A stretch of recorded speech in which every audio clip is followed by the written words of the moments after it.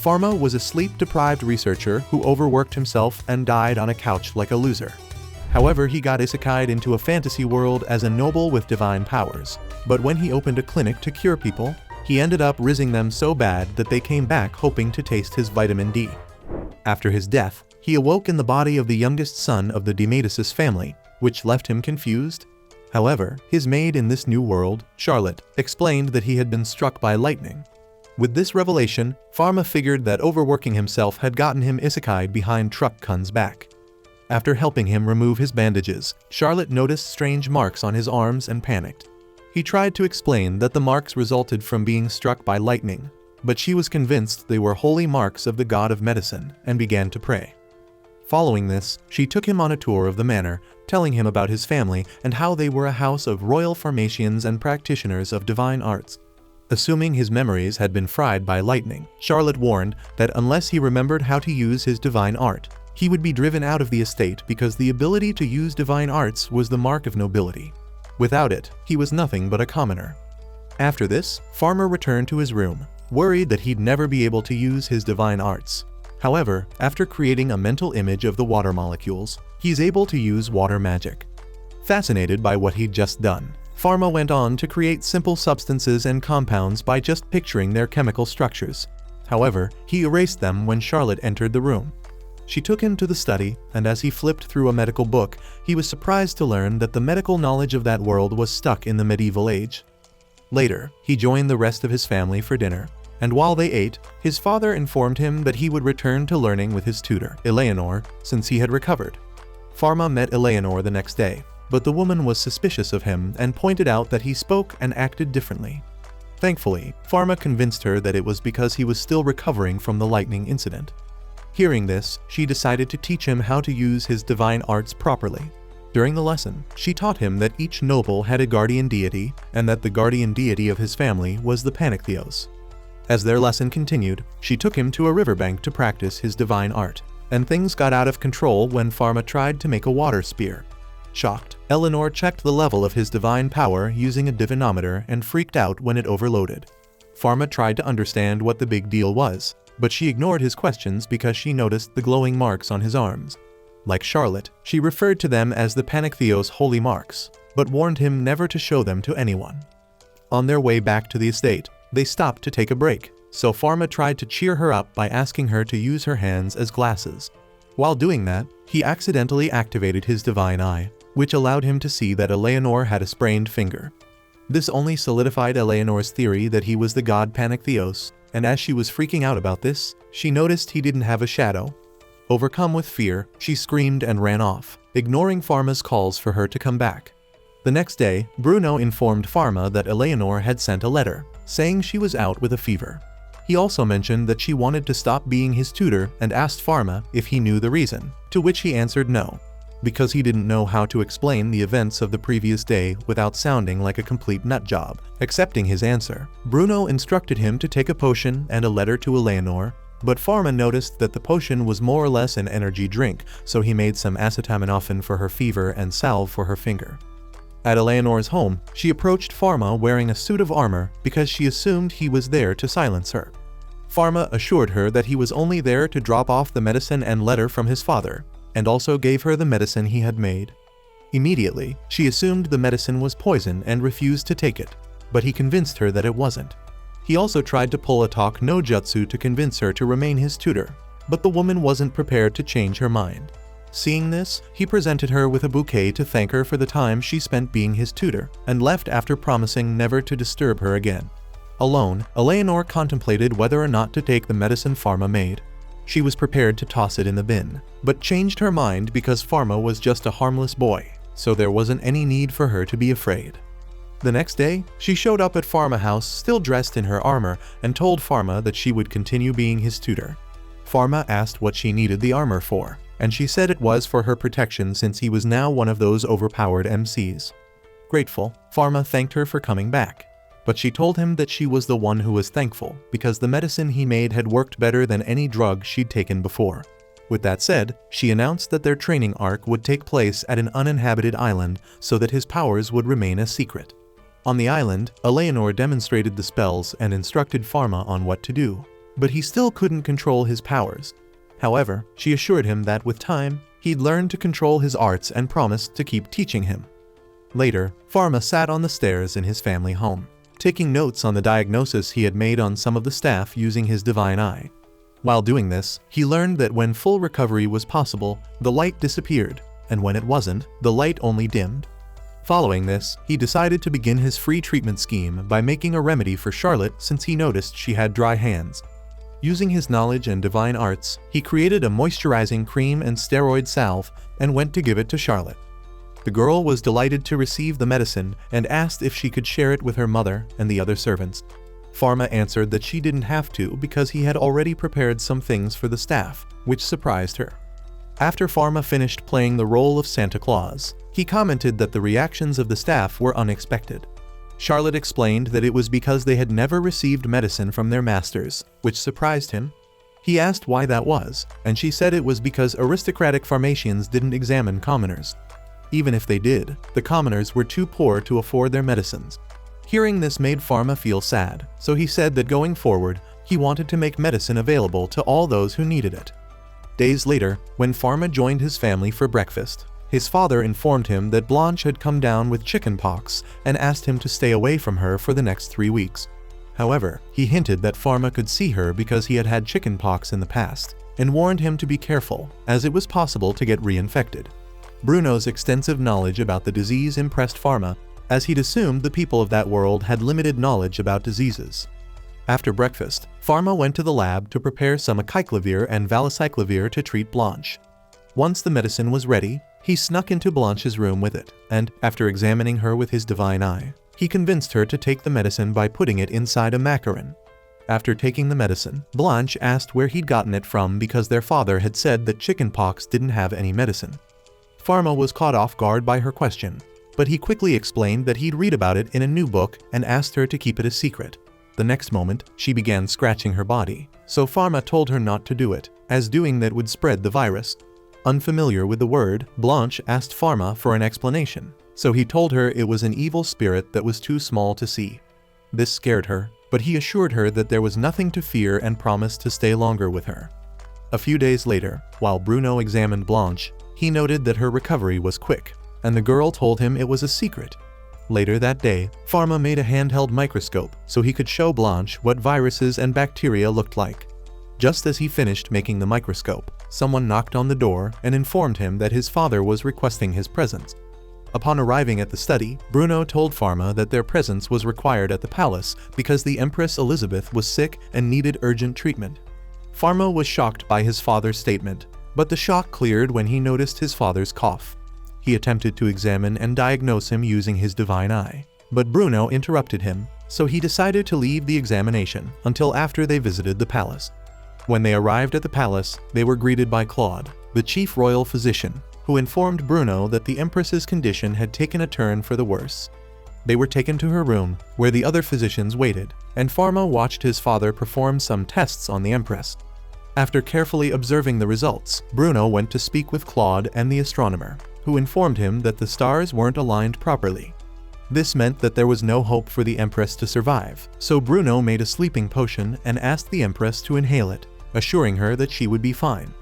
As Pharma watched on, he realized that they weren't trying to save her and were only doing what they could to lessen her pain.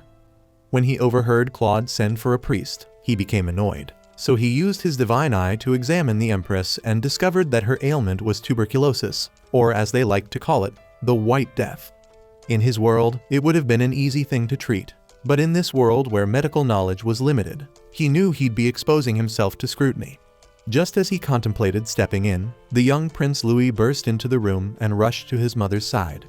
His retainer, Noah, tried to convince him to let his mother rest, but the boy refused and held on to his mother. As the boy cried, Pharma approached the Empress and asked for her permission to treat her.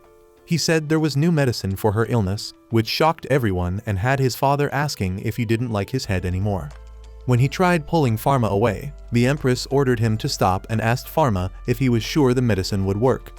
Pharma assured her that it would, so she entrusted him with her life and permitted him to prepare the medicine. After this, Pharma locked himself inside one of the labs in the palace, using ice to keep the door wedged and stop his father from entering. Tapping into his inner Einstein, he easily deduced that he needed at least 3 or 4 drugs to prevent the bacteria from gaining resistance. With that in mind, he wrote out the chemical structures of isonazid, pyrazinamide, ethambutol, and rifampin, combining them into one. As he began creating the drug, Bruno broke down the door and walked inside, demanding to know what Pharma was doing.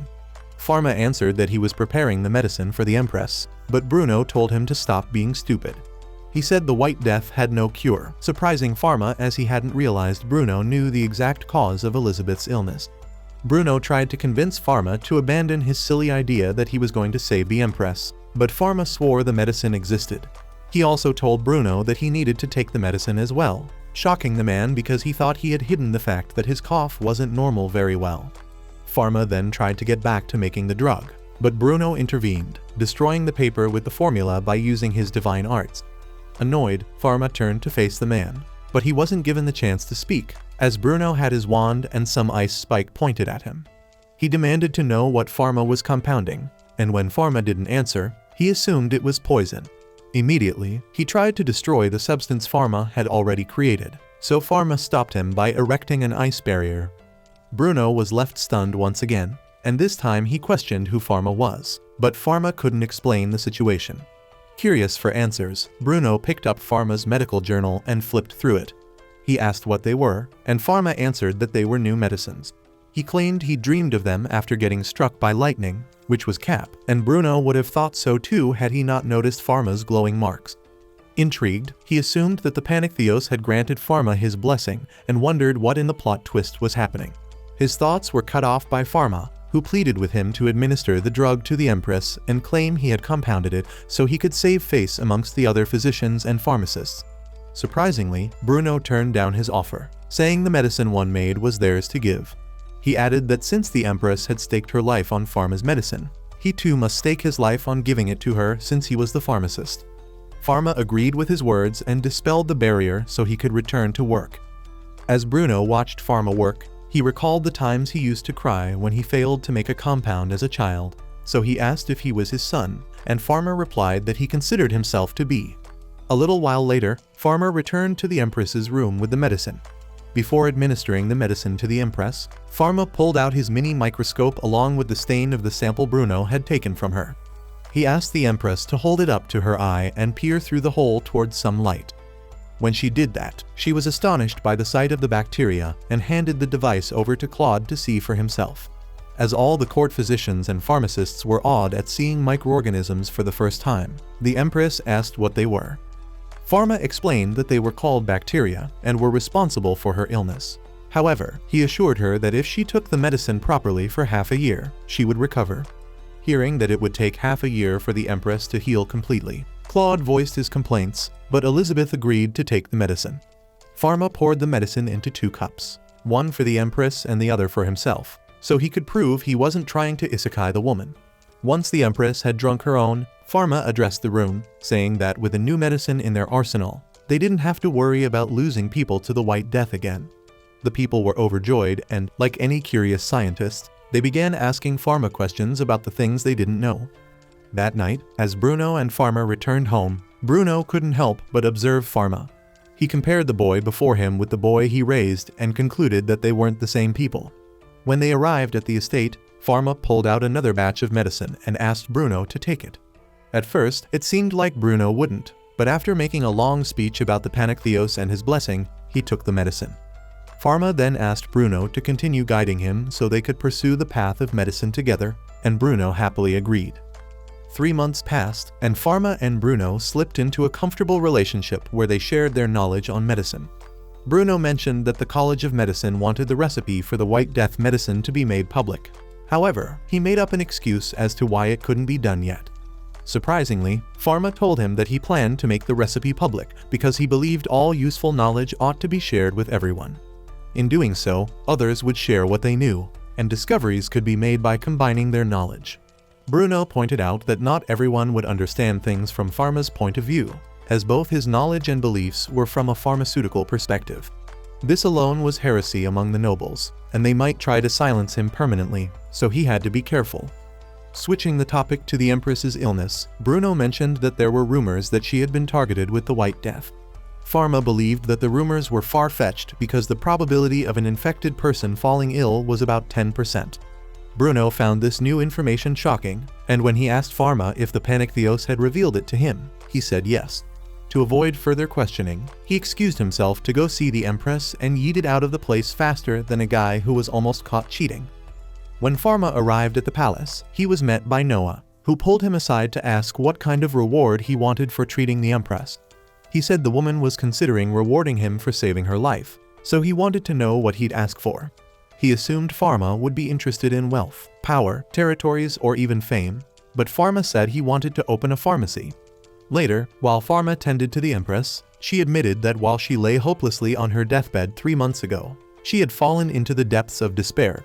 She said if it wasn't because he was as convincing as Captain Irwin, she never would have believed she would recover and would have never taken the medicine. What had saddened her the most about her illness was that she went from being the most powerful person in the Empire to being like Sakura. Now, she didn't feel like she was worthy enough to keep her throne and continue ruling her people. Instead of giving her a speech on how she would still slay as the Empress, Pharma asked who it was that needed her the most when she fell sick. Elizabeth answered that it was her son, Lucas, so Pharma advised her to think of things from a mother's perspective. He said the same way Louis loved and needed her was the same way the people of the Empire loved and needed her. His words made Elizabeth see things from a different perspective, and the feeling of worthlessness left as she laughed with Pharma. Before leaving, he advised her to treat her second chance at life better than she did the first because he intended to do the same. Several months passed, and the Empress, who was now fully recovered, sent for Bruno because she wished to discuss something about Pharma with him. A few days later, a ceremony was held at the palace, and Bruno took Pharma along with him. During the ceremony, the Empress granted Bruno the territory of Marcera, which was known for its medicinal herbs, as a reward for the role he played in her recovery. Pharma was also rewarded with a promotion from apprentice to royal pharmacist, and she also surprised him by permitting him to open a pharmacy in the capital. Days later, workers hired by the palace showed up at the Médicis family estate and informed Pharma that the Empress had ordered them to begin building his pharmacy. Eleanor also showed up and informed him that Bruno had instructed her to assist him. The men then told him that he'd have to provide them with a floor plan, so he did. One afternoon, while Pharma was inspecting the building site, the foreman asked what he wished to name the pharmacy. While muttering to himself, Pharma mentioned that he hadn't expected to have an isekai pharmacy, and for some reason, the foreman assumed that was the name he chose. So the store was named Parallel World Pharmacy, which Pharma thought was unusual, but Eleanor thought was unique. He tried explaining that he didn't want to stand out among the already existing pharmacies, but she told him that a run-in with the Pharmaceutist Guild was inevitable. As soon as the words left her mouth, a cholesterol storage unit named Vernon showed up and introduced himself as the head of the Pharmaceutist Guild. It was clear that he hadn't come in peace, but Pharma easily brushed off his jabs, making him look like a petty old fool. Pharma asked if he needed to join a guild to operate his pharmacy, and Vernon told him that they only offered membership to commoners. Pharma had expected this response, so he wasn't bothered, but Vernon seemed to take offense at that. He told Pharma that he was sure his goods would be as expensive as the new Dior collection, but Pharma assured him that everything in his pharmacy would be at low prices. This statement shocked Vernon, as he didn't believe the aristocracy knew the meaning of low prices, and when he started complaining about it, Eleanor stepped in. She told him that if he wanted to pick a fight, she'd gladly indulge him, and the scared fatso ran away without arguing. Days later, the pharmacy was finished, and after checking to see that they had everything they needed, Pharma mentioned that he needed someone to handle their finances. Charlotte volunteered to do it, but Pharma told her that they didn't need a clown. The girl kept insisting that she could be useful to them, so to appease her, he hired her to be the errand girl. When he arrived home later that day, he met Blanche and some of the staff members in the hallway, looking as if someone had died. Curious, he asked what happened, and Cedric informed him about his impromptu retirement, which surprised him. It turned out that Bruno had more or less given Cedric the boot because his knees were on the verge of ghosting him. Upon hearing this, Pharma offered to treat Cedric, promising that after the treatment, he'd be fine. However, he said he had to come work for him. Once Cedric agreed, Pharma rushed to his father's study to inform him that he'd be poaching Cedric, and surprisingly, the man seemed chill about it. He gave Pharma a chest full of money and told him to use it for his pharmacy, stating that with Cedric in his employment, he didn't have to worry about his money going missing. It was at that moment that Pharma realized that his father had set everything up so he'd hire Cedric, and he felt grateful. Sometime later, Pharma officially opened his store, and his opening speech was received with mixed reactions. Some of the commoners, including Vernon, thought he was just some trust fund kid playing house with his daddy's money, while others were intrigued by him.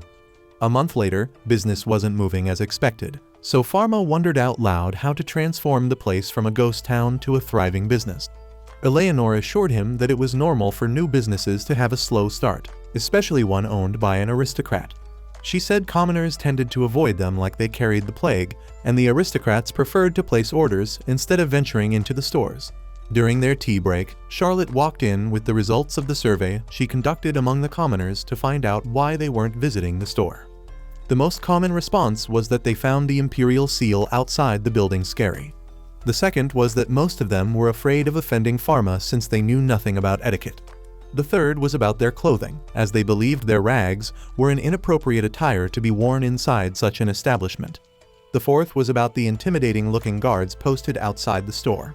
The fifth was that the people didn't trust that an underdeveloped man like Pharma would be knowledgeable enough about medicine. Some of the other responses included the people's inability to read the signs outside, and the fear that the prices were ridiculously high. After hearing all of this, the team finally knew what areas they needed to tackle and decided to come up with ideas to fix them. Later that day, Jean, the pharmacy's only regular customer, dropped by to get some sailor candies. While Pharma prepared his order, the man helped himself to some water and commented on how refreshing it always was. Pharma asked if he went out to sea often, explaining that the sailor candy he always bought contained vitamin C to help prevent scurvy. Jean didn't respond to Pharma's question and made up an excuse to leave the shop quickly.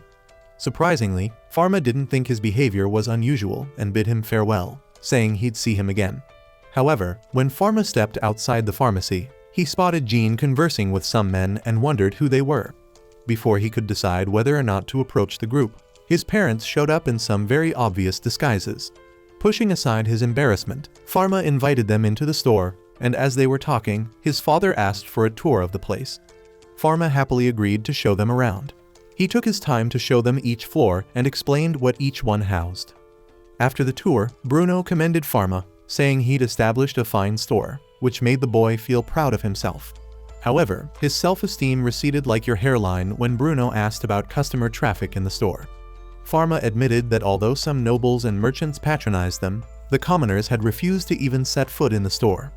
After hearing this, Beatrice suggested that Pharma start selling cosmetics to aristocrats.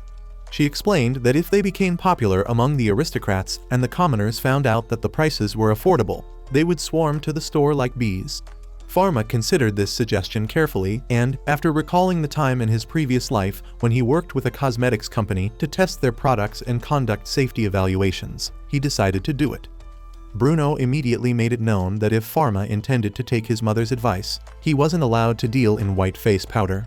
He explained that the excessive and continuous use of the white powder led to the deaths of those who used it, but his wife argued that he was being paranoid. Pharma, on the other hand, was impressed by Bruno's deductive abilities, as it was true that the white powder contained harmful heavy metals that often caused death. Bruno also mentioned that some women had turned to bloodletting to achieve naturally pale skin, and he thought it was the most foolish thing they could do. His wife said she understood why those women did it, but he told her that she didn't need to join them because she was already beautiful. Watching his parents act like dumb teenagers in love made Pharma cringe, but thankfully, he was saved by someone coming into the store. The man explained that his mistress had collapsed inside their carriage, so Pharma asked him to take him to her. When he got to the carriage, he noticed that the lady in question looked pale. However, she was still able to converse and answer questions properly. Using his divine eye, he checked to see if she had any undetected symptoms and saw that she was as healthy as a horse. This left him perplexed, but when he noticed some scarring in her arm, he realized that she was one of those women who turned to bloodletting. After her treatment, the girl explained that she'd turned to bloodletting because the man she loved rejected her, and she was hoping to win him back by getting paler skin. Pharma and Eleanor then explained the risks of bloodletting to her, after which Pharma gave her some medicine and told her to stop using white powder. The girl, Chloe, said she couldn't stop using white powder, so Pharma asked her to return in a week to collect a safer replacement for the powder. During the week, Pharma tried on the prototype cream he made for Chloe, and when his team saw him, they laughed and asked if he was trying to become a mime. They also asked if it wasn't harmful to his skin since his father had warned that white makeup was bad. Pharma explained that his cream didn't contain the harmful substances usually found in the white powder, so it was safe for him to use. Eleanor was surprised to learn that lead and mercury could cause so much harm and suggested that Pharma speak to the Empress to ban cosmetics containing them. By the end of the week, Chloe returned to the pharmacy, and Pharma presented her with the makeup he had prepared for her. Initially, Chloe was skeptical about using them. However, after they convinced her to try them, she was amazed by how good she looked. As time went by, Pharma's makeup set became popular, and women trooped into the store daily to purchase them. The only problem with this explosion in sales was that they couldn't keep up with the demand. One afternoon, Chloe dropped by with her friends and was disappointed to learn that the cosmetics had been sold out. However, after Pharma explained the problem they were having with supply and demand, she proposed that he open another store to cater to the cosmetics. She offered to finance the store and hire all the staff, promising that Pharma would still be the sole proprietor. Cedric advised Pharma to take her offer, and thus, the Medique Cosmetics store was opened a few weeks later. True to her word, Chloe hired skilled staffers who were all pharmacists who had lost their jobs because of childbirth. Hearing this, Pharma asked her to implement maternity and family leave, so that the woman didn't have to worry about being out of the job because they had to tend to family issues. Days later, Charlotte conducted another review, and this time all the responses were positive. Later on, Pharma took some of the cosmetics to the Empress, and after she tried out the new medicinal lip gloss he brought, they sat down for tea. Pharma thanked the Empress for taking his advice and banning the use of white powder and other cosmetics containing harmful substances. Elizabeth warned him to be careful, as the stores that sold those banned products were on the verge of collapse and might try to harm him for putting them out of business. To this, Pharma expressed his wish to disclose the production process of his cosmetics to the public. Elizabeth agreed that his decision was a wise one, but told him to raise the prices of his goods so that the other merchants had a fighting chance, to which he agreed. Weeks later, Bruno visited Marcera, his new territory, with his family, and while he was discussing the trade reports with his people, he told Pharma to go and explore the place. Having no say in the matter, Pharma left the office and joined Blanche, Charlotte, and Eleanor at the beach. Blanche and Charlotte were building sand castles, but Blanche got bored and asked Pharma for permission to go in the water. Pharma was hesitant to allow her since neither she nor Charlotte could swim, but the girls pleaded with him, promising that they would be careful. Unable to turn them down, he said they were only allowed to dip their feet in the water, and the girls rushed excitedly to the water. As he watched them go, Eleanor spoke up from the spot where she'd been relaxing and told him she was also going in the water. Pharma pointed out her lack of swimwear, but she brushed it aside, saying she didn't need it. She then took off her belt, causing him to freak out because he thought he was about to get a private show. Thankfully, her belt was the only thing she took off, and before she rushed to the water, she asked him to join her. Pharma was about to respond when Blanche and Charlotte caught his attention, so he turned Eleanor down. After she left, he looked at the girls again and, seeing how happy Blanche was, made him remember his little sister from his past life. They used to go to the beach a lot, but because his sister was still too young, he never let her go in the water. He had promised that they would swim together when she got older, but because of her illness, he hadn't kept his promise. In the present, he wiped the tears that escaped his eyes as he thought of his sister, but he couldn't go back to reminiscing because he heard Charlotte scream. The current had pulled Blanche into the sea, and since neither of the girls could swim, there was nothing Charlotte could do to save her. Pharma immediately sprang into action, channeling his inner Michael Phelps. He swam towards Blanche, but the current kept pulling her away. Eleanor, who was right behind Pharma, also experienced difficulty catching up to the siblings, but Pharma refused to let the strong currents deter him. Poor Blanche was soon pulled underwater, and Pharma didn't hesitate to go in after her.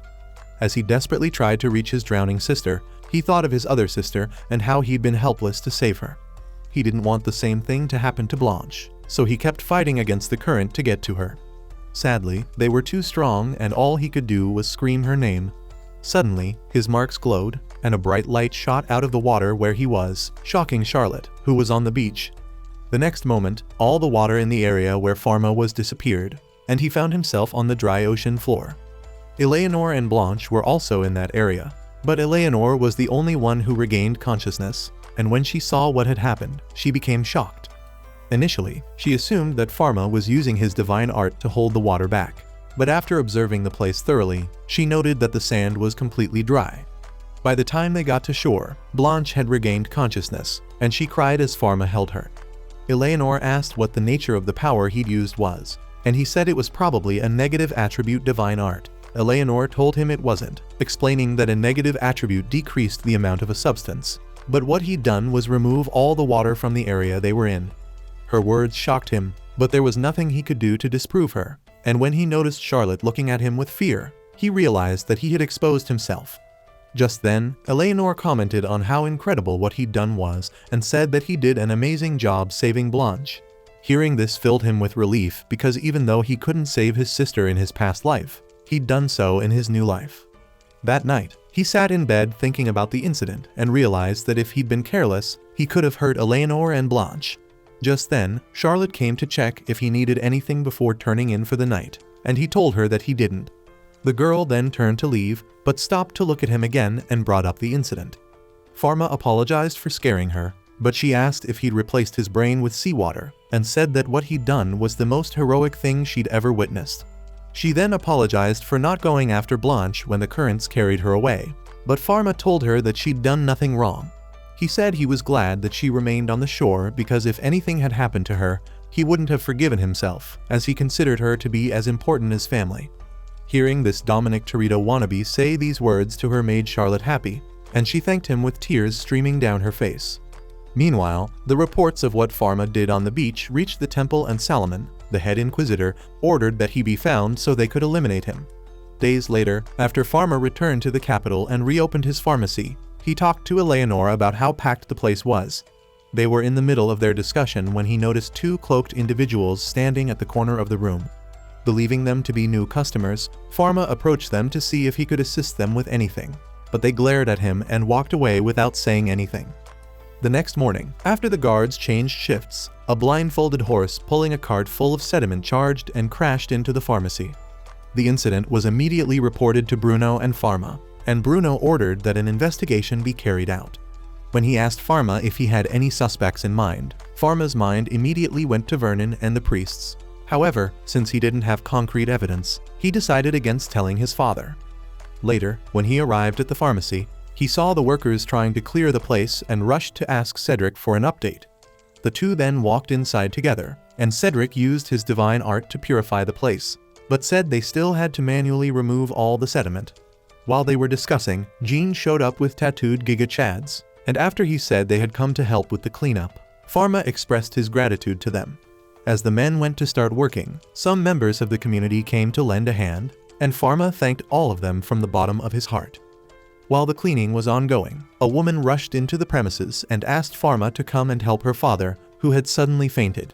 They rode to the countryside and walked to an open field, but when Pharma turned to question the woman, he discovered that she'd vanished.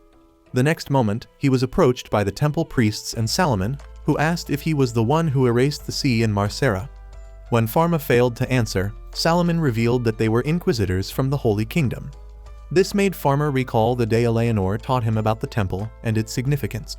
She said the temple was the largest international religious group in the world, and that they were responsible for ascertaining a newborn's guardian deity as well as granting them their aristocratic status.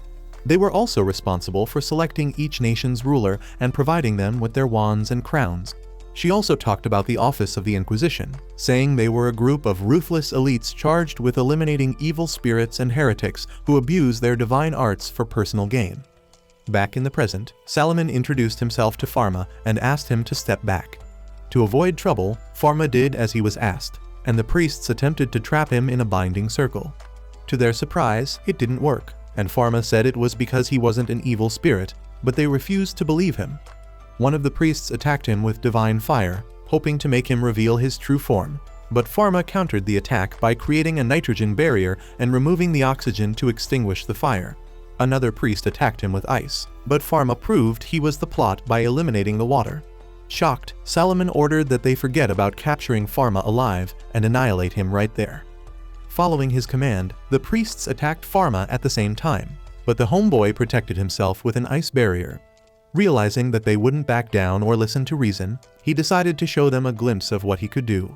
Before the priests could create a defensive barrier, Pharma hit them with a gust of wind and blinding light, causing Salomon to fall off his horse. Worried, the other priests dismounted their horses and rushed to Salomon's side. However, they became immobile when they noticed the large block of ice hovering above Pharma, who was in the avatar state. Just then, Salomon noticed the mark in his arm and said he'd been a blind fool for failing to see what was before him. According to him, Pharma had no shadow because he was the god Paniktheos. Immediately, the other priests got on their knees and apologized to Pharma. Salomon attempted to end his life to atone for what he believed was a grave sin, but Pharma stopped him before he could pierce his throat with a knife. He told Salomon that he didn't want anyone to get hurt for his sake and used his divine eye to ascertain how hurt Salomon was. Once he discovered that it was an open fracture, he contemplated and weighed his options before deciding to perform the first aid treatment himself. He created a stone table and ordered the priests to put Salomon on it, after which he asked them to send for a carriage. A tent was then placed around the stone table, and before Pharma began the procedure, he explained the process to Salomon as best as he could, asking for his consent.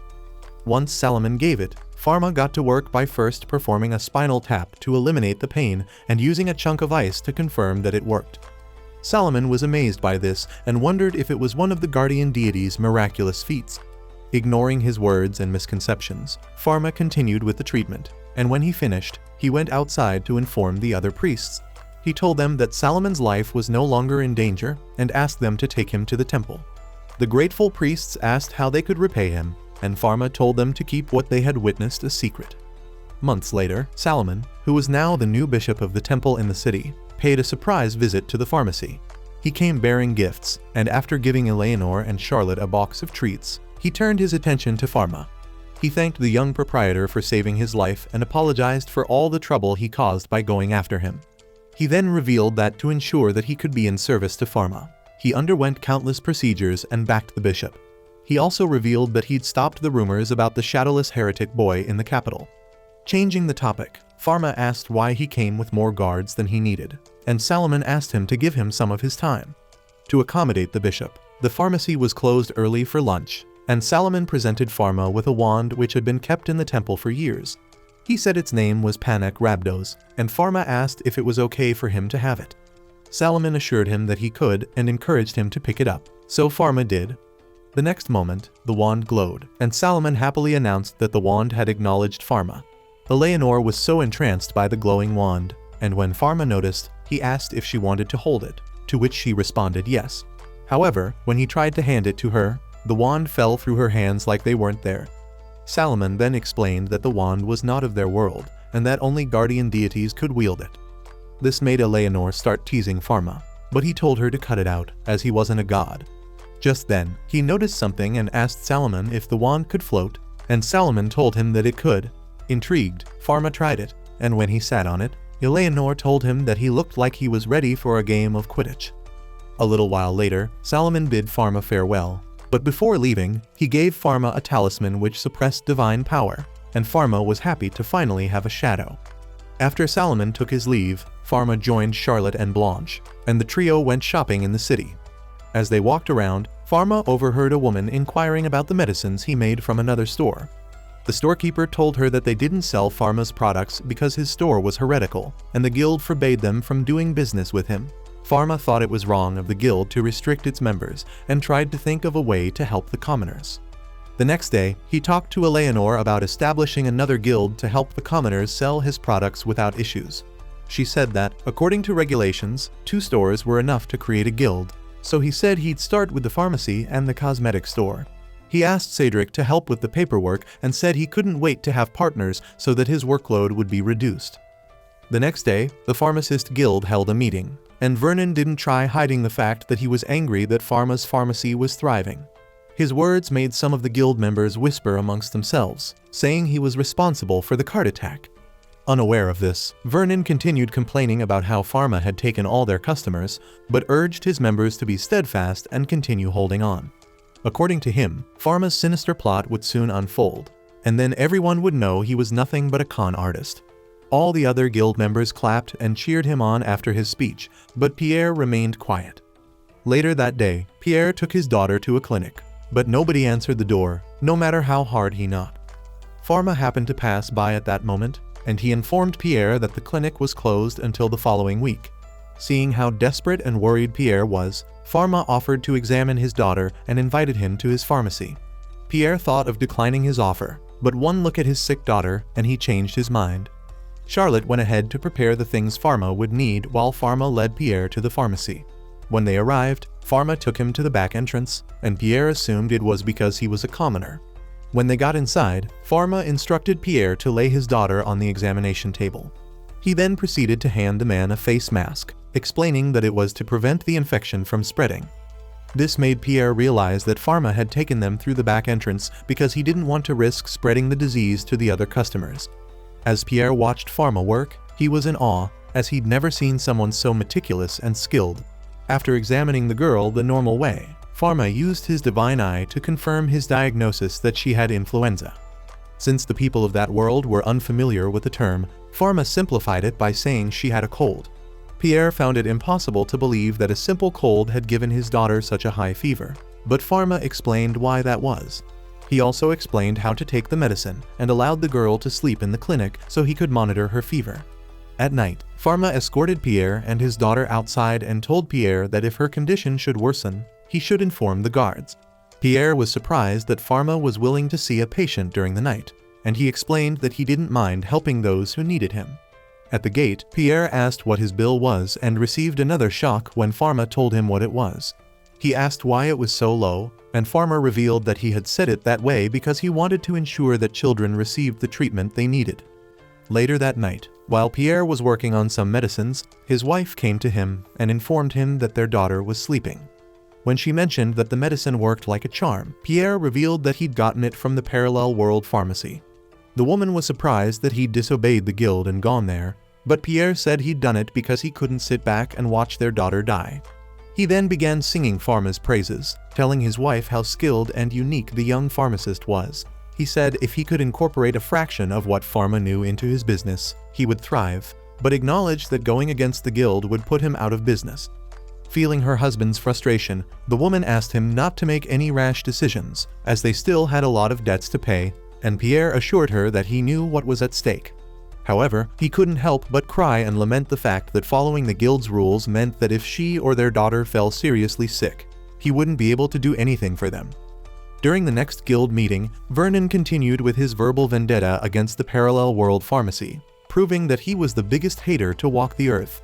He complained about how their sales were increasing, while their sales were dropping by the day. Some of the members even said that Pharma was as untouchable as Gojo because the bishop and the empress were backing him up. As everyone made their opinions about Pharma known, Pierre remained silent, and when Vernon noticed, he called out to him.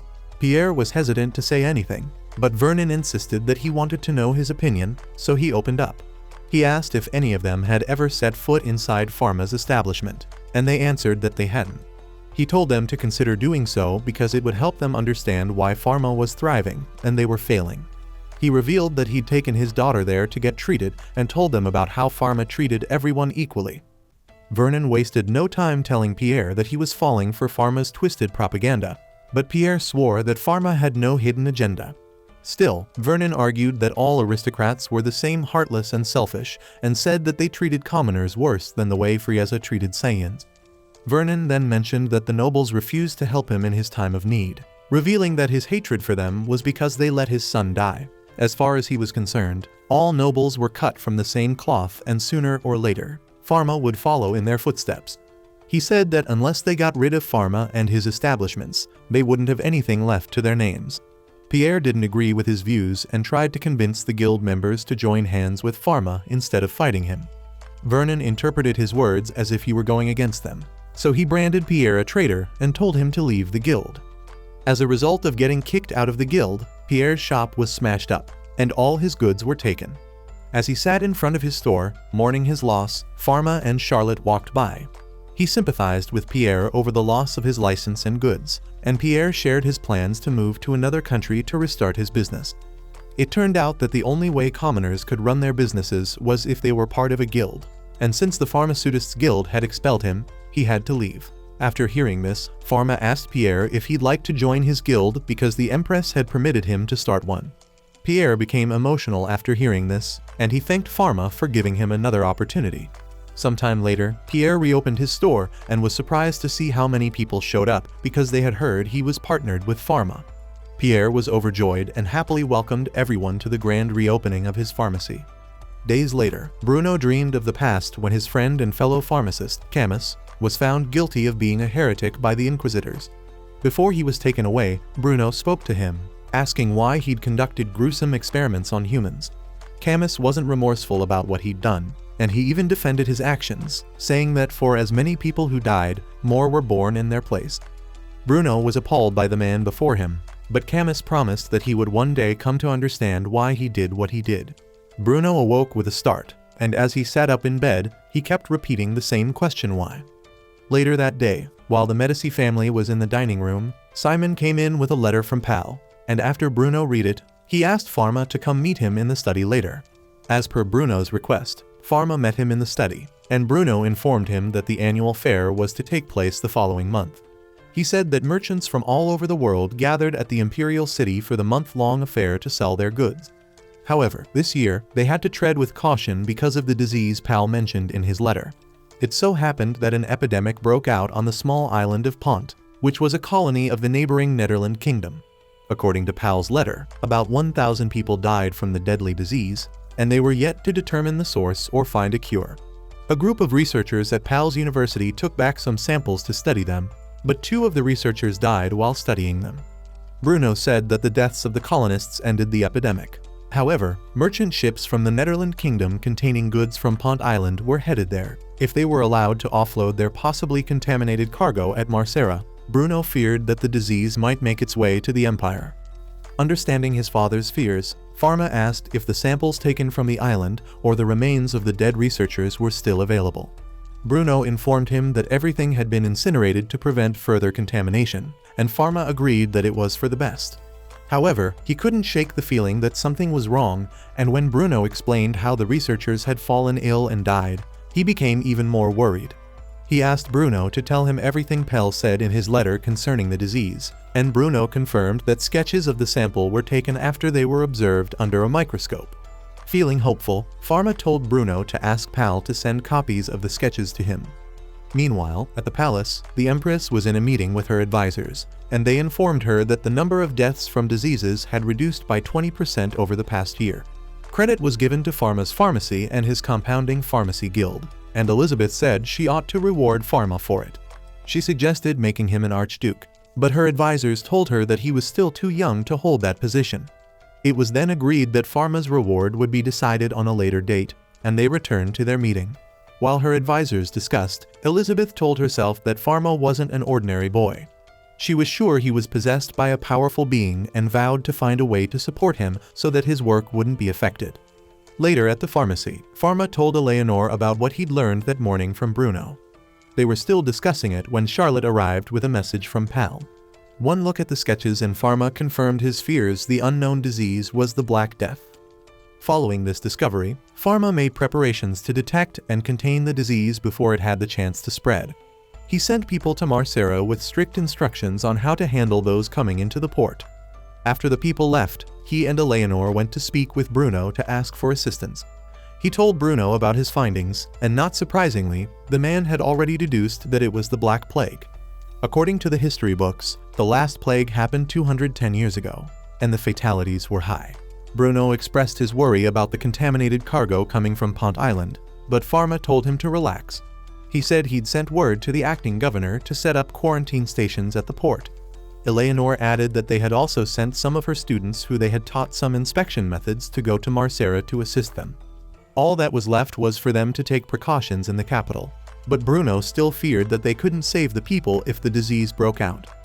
Pharma revealed that they had a cure for the disease, and when Bruno heard this, his hope returned in full. Immediately, he asked them to accompany him to the palace so they could ask the Empress for assistance. At the palace, they explained the situation to the Empress, and she agreed to set up checkpoints and limit the point of entry for merchants. Pharma also asked for permission to inspect the cargo at the gates and asked that they eliminate all infection routes by getting rid of rodents and flies and having the people boil their clothes. Without skipping a beat, Elizabeth ordered that the edicts be sent out, and when Bruno thanked her for listening to them, she said it was her duty to protect her empire and subjects. Sometime later, the quarantine stations were set up, and Pharma left Pierre in charge of overseeing things at the capital while he was in Marcera. At the palace, the Empress was given a report on how the quarantine stations and checkpoints were doing. They also told her that the bishop had dispatched his priests to help with the purification process of the cargoes, and she felt relieved. Thankfully, they had managed to contain the rumors about the impending outbreak. Elizabeth ordered that everything be double-checked to ensure that the fair went on without a hitch, because she didn't want anything that would make their enemies think that they were weak.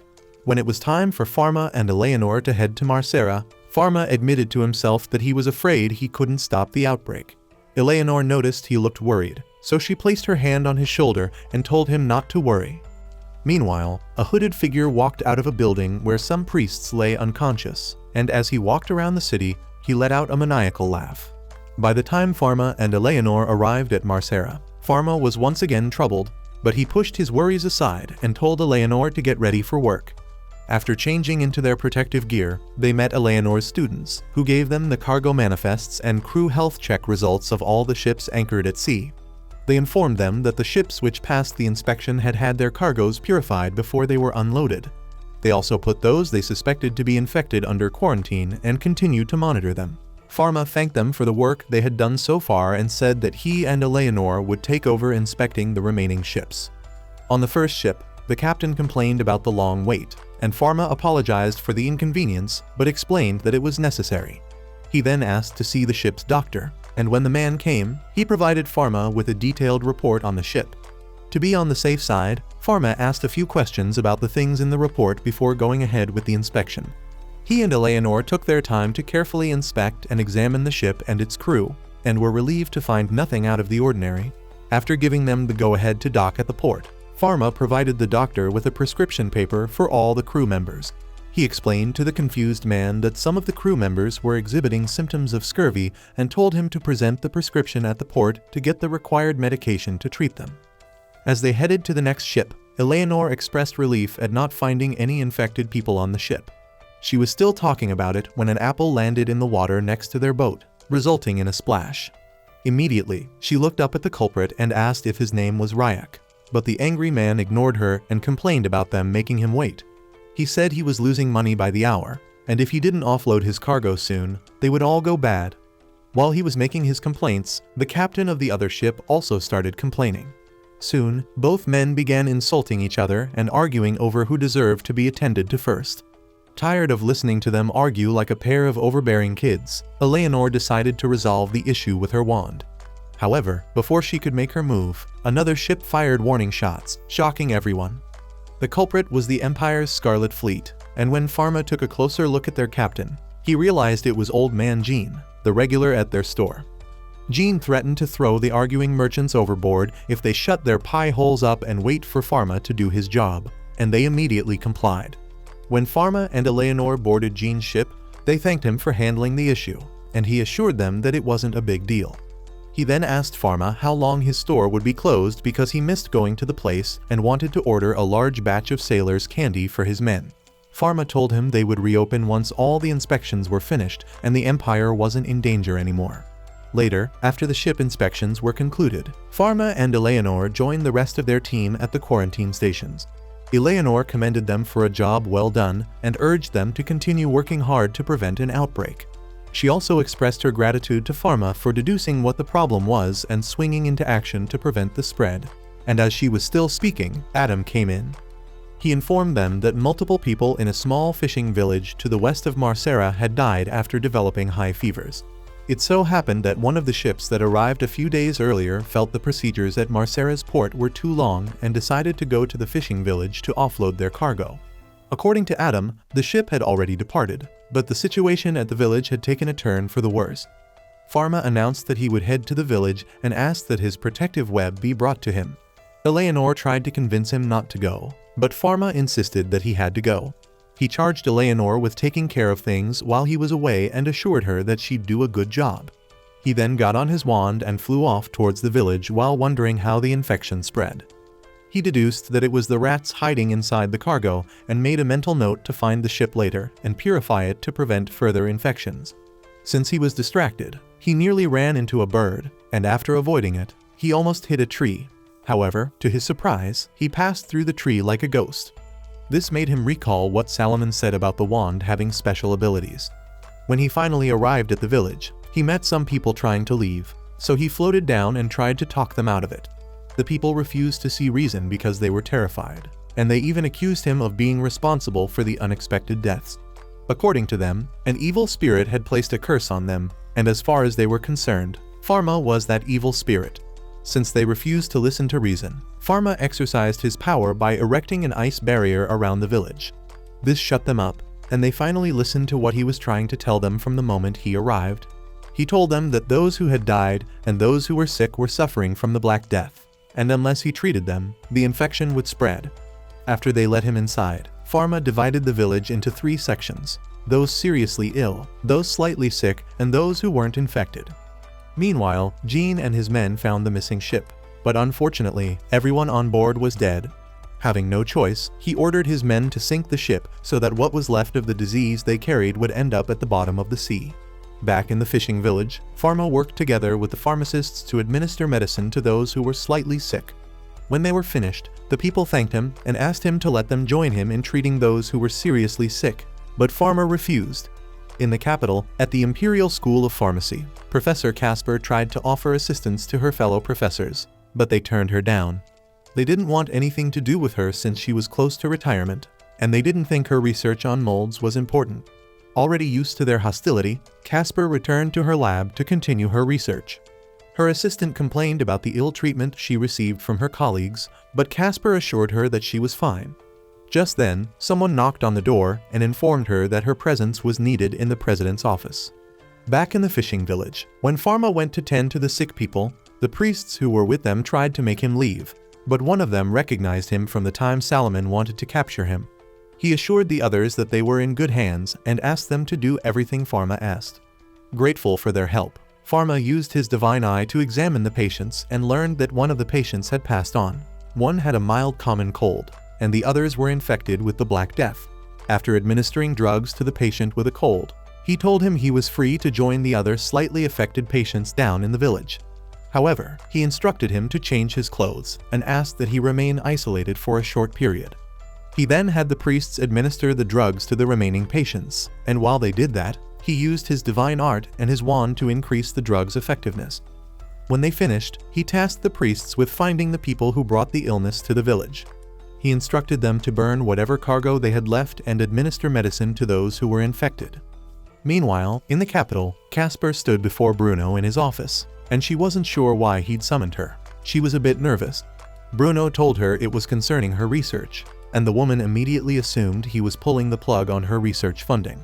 She thanked him for the support he'd given her over the years, but begged him to give her time to wrap up her research.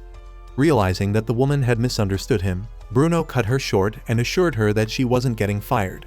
He explained that her research held the key to saving their world, and the surprised woman asked how that was possible. He said he needed her to find a new species of microorganisms and extract a medicinal substance from it. To make her understand better, he handed her Pharma's notes, and after reading the detailed description, she asked who had written it. Bruno said he couldn't disclose that information to her, but said he was entrusting her to get the job done. Casper took back the document and, after reading it again, informed Bruno that the actinomycete had already been subcultured in her lab. She then took him to her lab to show him the organism, and Bruno announced that he would establish a special presidential budget for her. He also ordered the other scholars to focus their attention on helping Casper extract the medicinal substance to create the new drug. Just then, his secretary came looking for him, and she informed him that there was a report from Marcera. Back at the fishing village, Pharma and the remaining priests finally emerged from the clinic.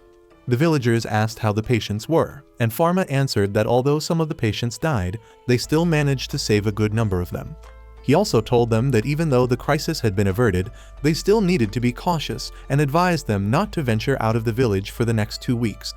Before flying off, he warned them against touching rodents and instructed them to eradicate all rodents they came across. As he zoomed off in his wand, he worried that he'd spent too much time treating the villagers and wondered if the missing crew had been found.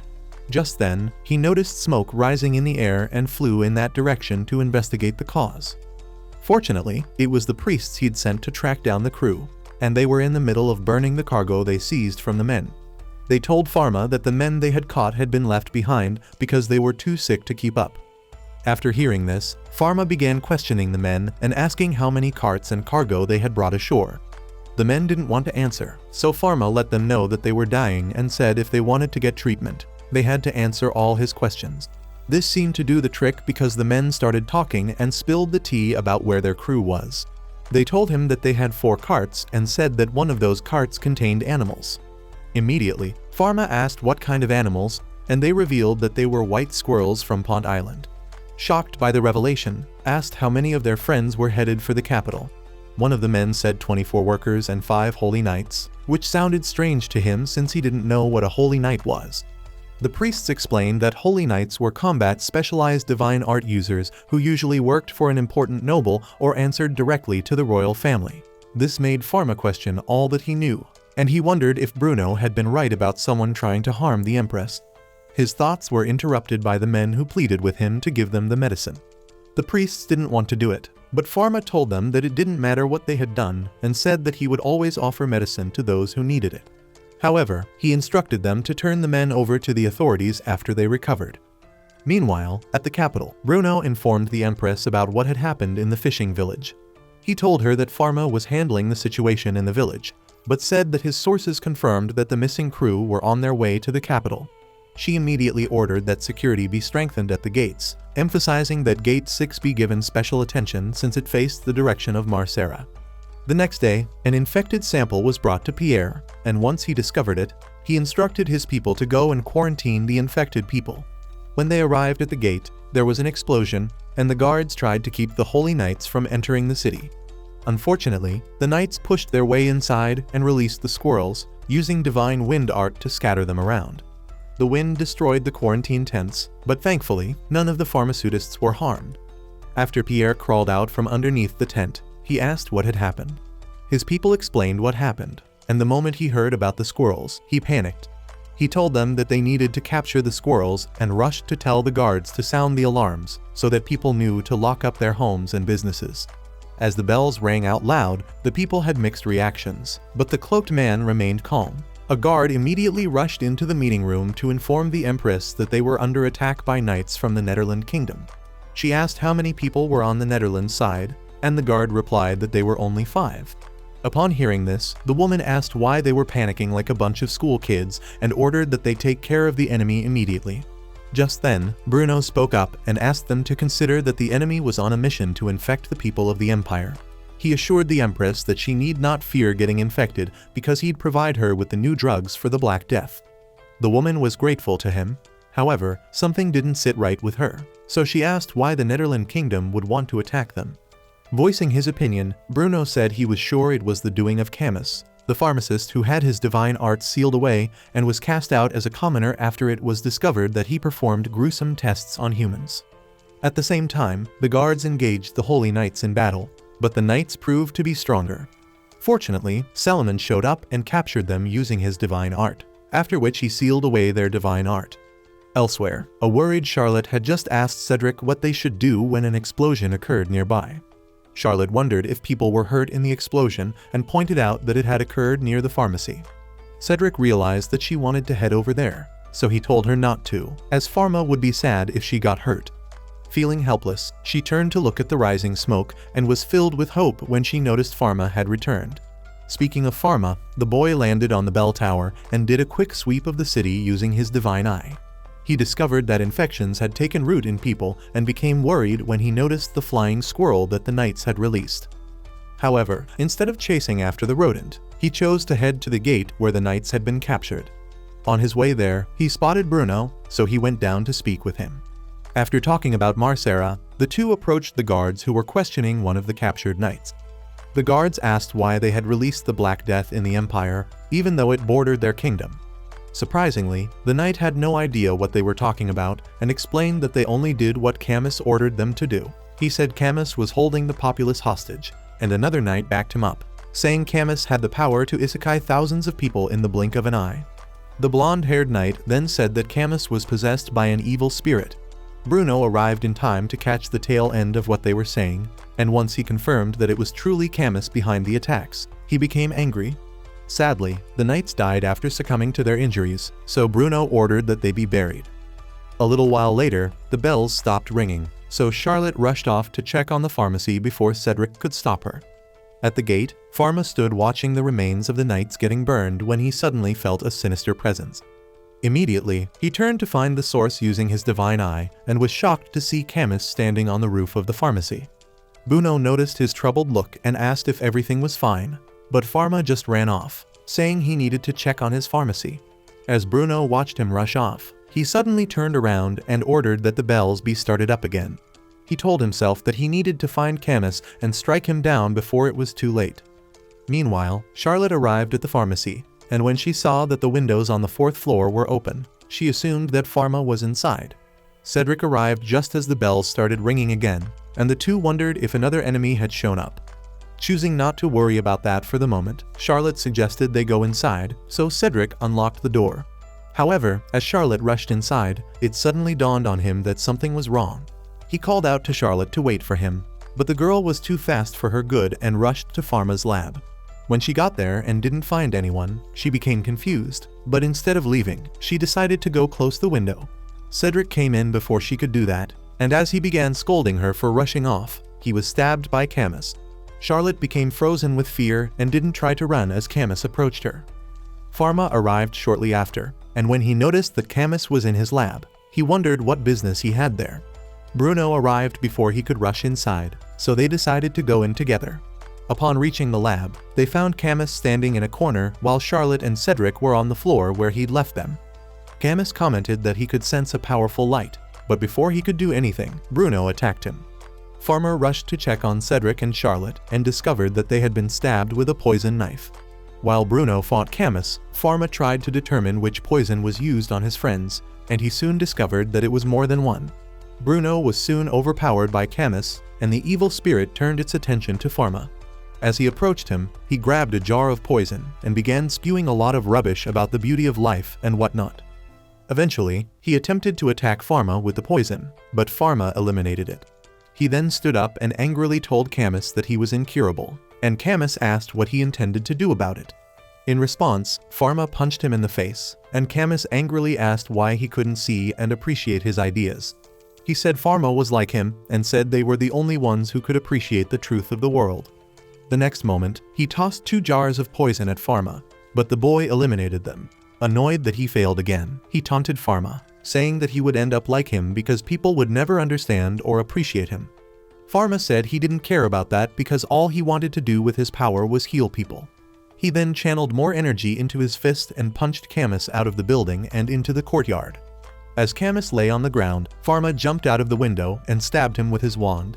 Camus screamed in agony as he was purified and vanished, leaving behind a colorful light that Salomon recognized as the after effects of the cleansing sanctuary spell. Charlotte, Cedric and Bruno came downstairs after everything had settled, and the teary-eyed Charlotte went to hug Pharma to welcome him home. As the days progressed, Pharma treated Charlotte and Cedric's wounds, bringing them back to full health. Eleanor finished up with the inspections at the port, preventing an influx of the disease into the Empire. Pharma also developed more medicines to treat the Black Death, and had his people distribute them to all those who got infected. Even Vernon got the medicine, but he was too proud to accept it, and chose not to take it at all. However, he gave it to his wife. Casper continued with her research and managed to find useful microorganisms which were used to develop more drugs and vaccines. 2 months later, a celebration was held, and the Empress declared that the Black Death epidemic was over. Pharma reopened his pharmacy, and the people tripped in the same way they did before everything went south. Do you think Pharma fits in the category of overpowered MC? If you've watched up to this point and loved the video, comment your favorite Amaterasu member. Also, check out the next video. See you guys in the next video.